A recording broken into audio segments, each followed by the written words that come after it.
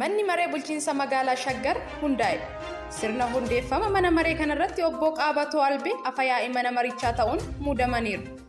Adde Tsahaay Dabalee ammoo itti aantuu afyaa'ii ta'uun muudaman. Manni maree kun Dr. Tashoomaa kantiibaa magaalaa Shaggar gochuun muudeera. Hundeeffama magaalaa Shaggar kanaan wal qabatee miseensota caffee Oromiyaa fi uummatarraa mormiin ka'aa jiru.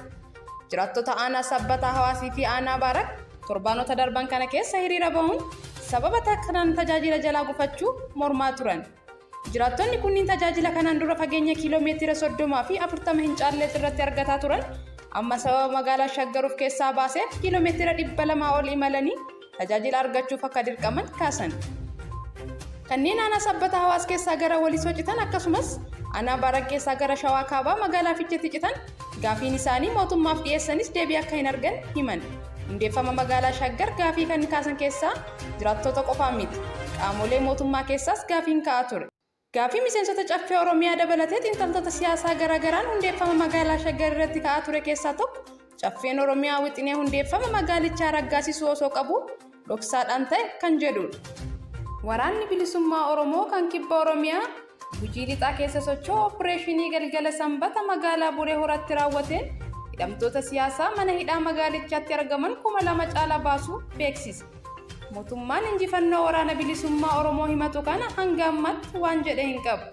Garuu torbaanota darban keessa magaalaa Bulee Horaa kan haleellaan irratti raawwatamee fi hidhamtoota mana hidhaatii baafaman kana dabalatee bakkeewwan baay'eetti woboo dhabamsiisuuf beeksisaa ture. Oduma wal fakkaatuun waraanni bilisummaa Oromoo lola humnoota mootummaa waliin gaggeessaa oole magaalaa guddittii godina Qeellam Wallaggaa kan taate magaalaa Dambiidolloo fi Gaambeellaa gidduutti kan argamtu aanaa Anfilloo guyyaa kaleessaa guutummaatti to'achuu ibsa. Yeroo ammaa kana bulchiinsa siviilis ta'ee kan nageenyaa aanaa Anfilloo guutummaatti harka waraana bilisummaa Oromoo jiraachuu maddeen garasii argan nuuf mirkaneessaniiru. Miseensi Koongireesii Federaalaa Oromoo aanaa Dabra Liibaanos Aadde Asteer Girmaa yakka tokko malee magaalaa aanichaa Shiraaroo keessatti hidhamtee jirti. Asteer mana murtiitti dhiyaattee himatni irratti hin banamne. Yeroo dheeraa booda mirga wabiif mana murtii godinaa ol iyyachuun manni murtichaa seeraan ala hidhamuu ishee ibsuun haal duree tokko malee akka gadhiifamtuuf ajaja isaanii ragaan mana murtii sanarraa argan ni mul'isa. Waajjirri poolisii aanaa Dabra Liibaanos garuu hanga ammaatti sababa tokko malee hidhee jiraachuun beekamee jira. Ministeerri gurgurtaa qinxaaboo boba'aa irratti daballii gatii beeksise. Amajjii 9 bara 2023 gatii gurgurtaa qinxaaboo boba'aa irratti sirreeffamni taasifamu Ministeerri daldalaa fi walitti hidhamiinsa naannawaa ibsa.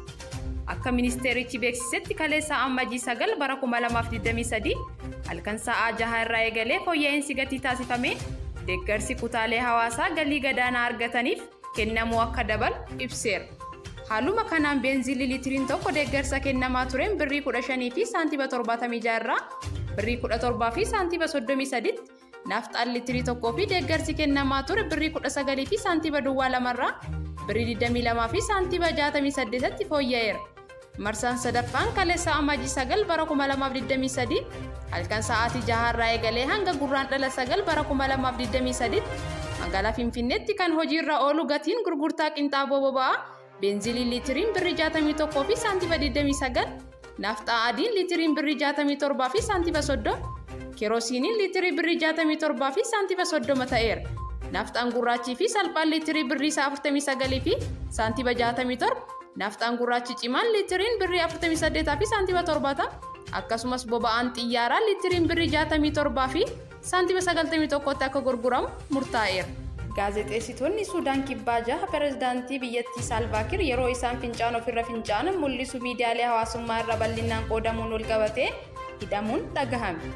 Muddee keessa pirezidaantii Saalvaa Kiir faaruu biyyaalessaa osoo faarfamuu dhaabbatanii fincaan ofirra yaasuu isaanii viidiyoon agarsiisu miidiyaalee hawaasaa gubbaa bal'inaan qoodamuu hordofee gaazexeessitoonni sabaa himaan biyyaalessaa 6 torban kana keessa hidhamuun dhagahame.